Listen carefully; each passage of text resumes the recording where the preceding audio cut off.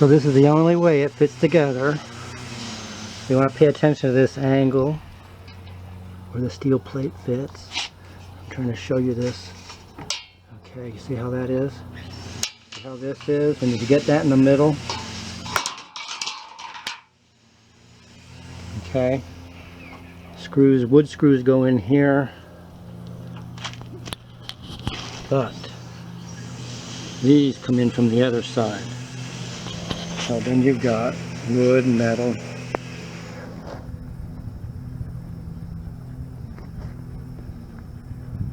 You can do this wrong, I did.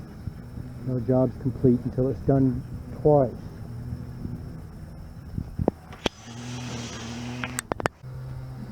So dead blow hammer can be useful. You'll be trying to get these, see these separate, these have warpage. But you can use that hammer and knock that down. We're still in before final assembly, and you'll have all those screws in. Pay attention to these angles and overlaps and where those holes are down there. See how they're at the bottom in relation to that angle? That's what you're looking for. All the way across.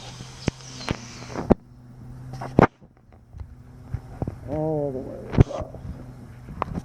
See, I've got that one down now.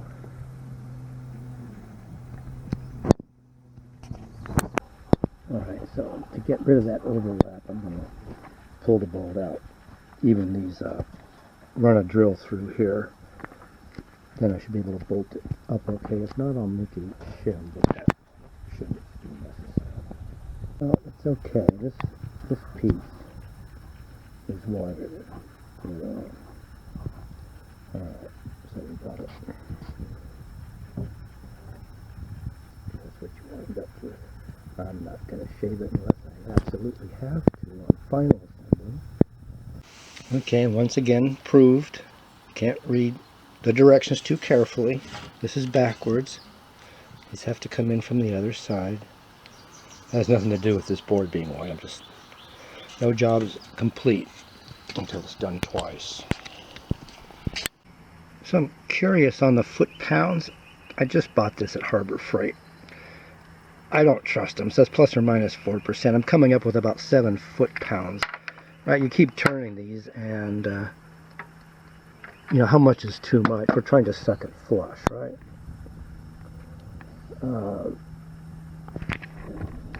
If we can trust that, somewhere around 7.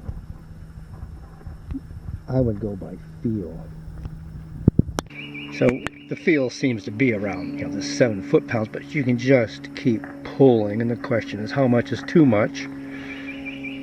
Well, I think when it's snug, it's okay. Alright, I spent some time, got this flush. You know, this will always scuff if you're not careful. Pop, fortunately, but I'll put stain on it anyhow. No matter what I do, this is the best I can do here. I doubt if it's going to matter. If it does, I can run a file or make a sham or something. So I've got another one of these. I had one on the long beam, so I sanded off a 1/16 or so I could get the bolts to go through, because I couldn't get them to cinch. Right, this left side is thicker than it should be. I'm going to just squeeze this together. So that's what happens. You get this gap. This is now a fulcrum point, and you get this gap, and that thing is a screw going through that I've put quite a bit of torque on.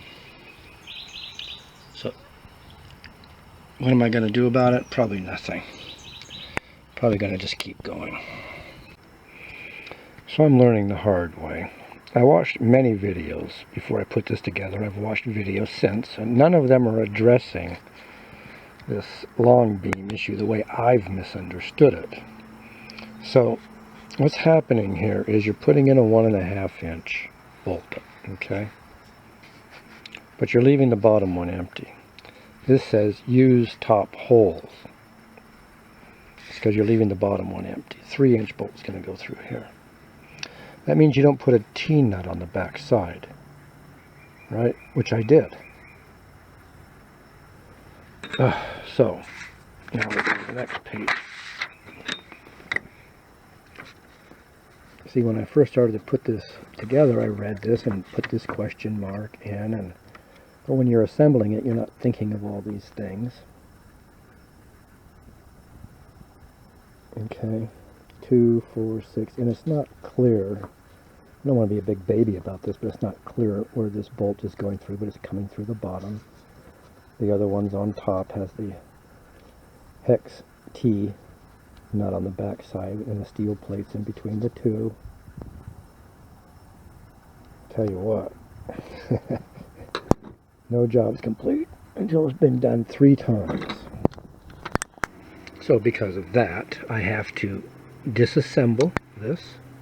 I have to take screws out of here, but not all the way up. But I have to go to the other end and take out some of these screws, because I have to pry this apart enough so that I can push that T-nut out of the hole, right? That means a big gap, right? So here, that's the gap. So this is what happens. Not one video I watched touches on this issue. So supposedly with that angle, come up here, and you have 2 bolts on, relation, 2 bolts. This is the inside. There's steel plates in the middle. The bottom bolt is 3 inches. This top one is here 1.5. Bolts come in from the other side. Overlap. Bolts come in from the other side. Overlap. Bottom bolt is 3, 1.5. And you've got all these screws going in on that side, right? On this side, and on this side. Thank you. We have those bolts.